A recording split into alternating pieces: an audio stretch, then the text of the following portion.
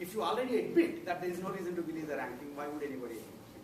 Okay, so you have to say our ranking cannot be easily gained. So what do you say? You can put, for example, you can look for clusters like this. So in particular, when this kind of idea came in the very beginning, they would sort of try to reduce the importance to intra-domain links. Right, for example, AT&T in the corporation itself will have a whole number of pages which will have thick number of links to each other. And AT&T corporation pages are a sizable chunk of the web graph. So that will kind of increase AT&T's importance for no good reason. Right? Yes? What about putting a threshold on the rate of growth of the importance? Because that's okay. I mean, there are many different ways you can actually handle this, but I'm talking about the simplest way is basically if people have large number of links in a particular cluster of pages, then you will have trouble. So a simple idea, yours is a better idea, but the simple idea would say we won't count any intra-domain links. Okay? We'll only count links from outside of the domain, as if domain was God-made. And so what do these companies do? They'll buy up a whole number of domains. Okay? Because domains are penny a piece. Not penny, a couple of dollars a piece. And then make links from those made up domains to you. Okay? Again, anything important in the world is an arms race. Anything important in the world is an arms race. Okay? If it's not an arms race, it's because it's not important. There is no kumbaya world. People just get along. That doesn't happen. Okay? So if you haven't heard it yet, at least you heard it here. So the question then is, you just have to live with it. You can't just say people get along. It just makes no sense. People don't get along. Okay? If there is something could be made by colluding, you will collude. Okay? Then of course in the class I'll say I'll give you an F grade, and so you're kind of worried. So you might be thinking twice. And you will think about how to then make sure that let's figure out what Rav is looking for when he's thinking he's finding plagiarism. And let's not do that. Do something else. So that's the way the world works. And I'm not born yesterday, neither are you. Okay, so solution is put a threshold is one very simplistic solution. Counter solution is buy two domains and generate a cluster among those.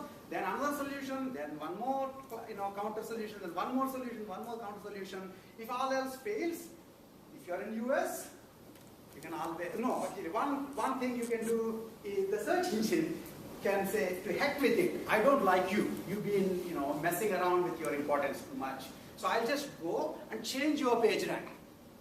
So we'll do whatever nonsensical stuff, and in the end, I'll just change your page rank to be, okay, thou shalt have 0 page rank.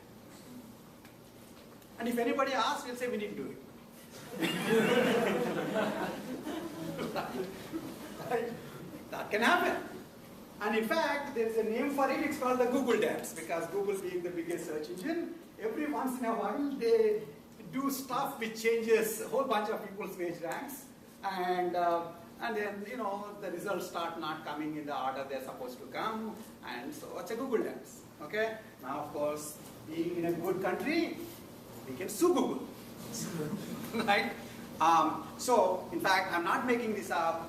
Back in 2003, the original guy who had this idea that I was mentioning to you, we'll make a little collusion cluster, and anytime new student comes, we'll give them a little bit of money. I mean, if you give us a little bit of money, we'll also put a link to you. So a guy who took an early IR course, obviously, made up this good business model, which he generated page forms, okay, whole bunch of pages whose only purpose was to refer to each other.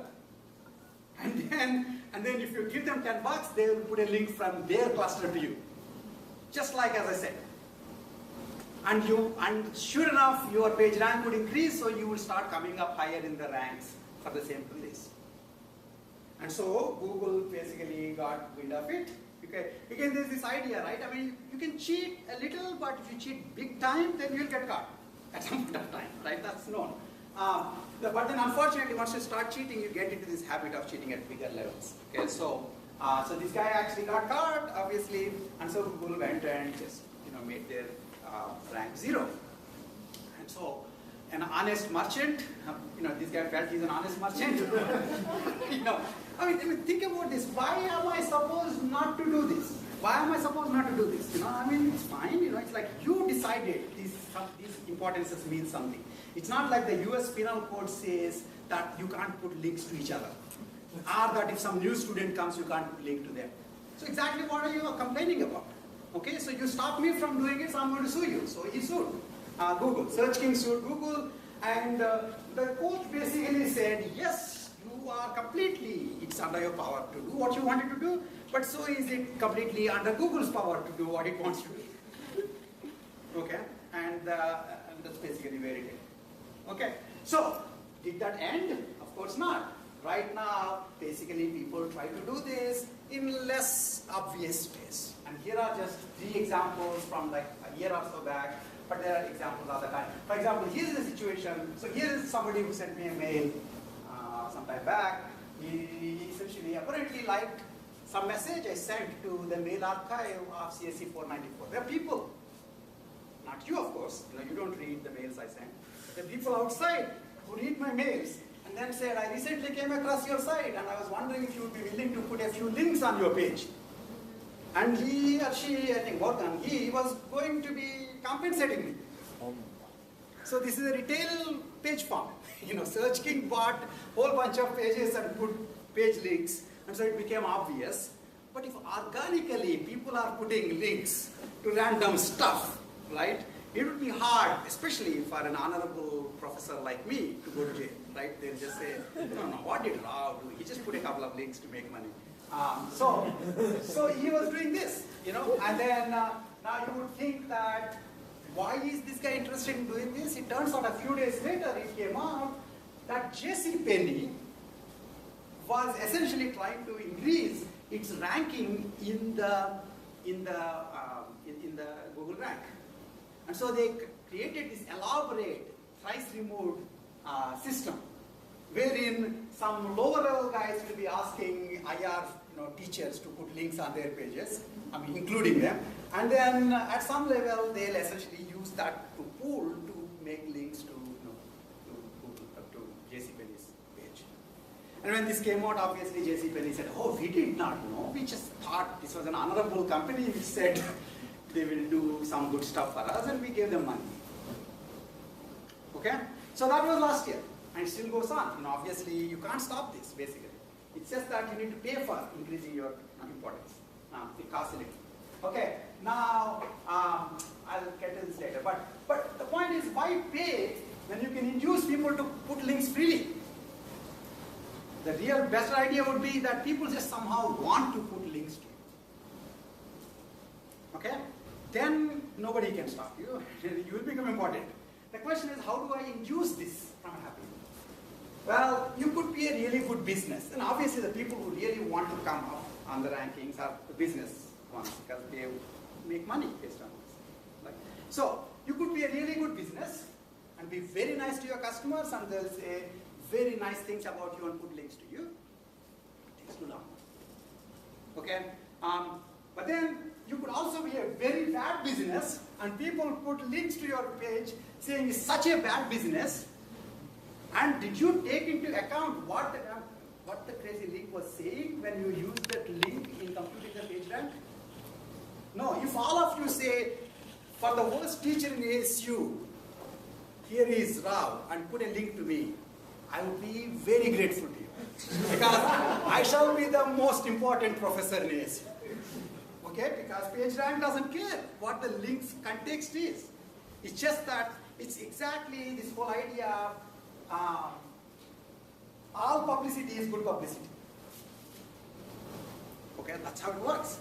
Why? Because we were too, remember in the topic specific page ranks, I already pointed this out. I mean, the right way to do topic specific page rank would have been to differentially weight the links so that the intra-topic links have higher weight for that topic.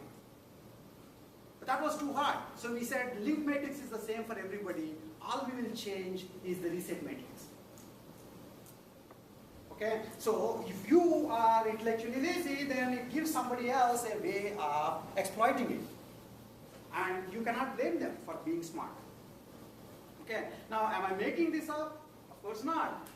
So here is a picture which talks about this one guy who was running a company which sells knockoff glasses, eyeglass frames, which for no good reason that I can tell, they look exactly the same, but one brand would cost 10,000 times more than the other brand, right? I mean, that's the way it is, right? So he was selling basically knockoff eyeglasses on the web for very cheap prices, but he actually was a pretty bad business.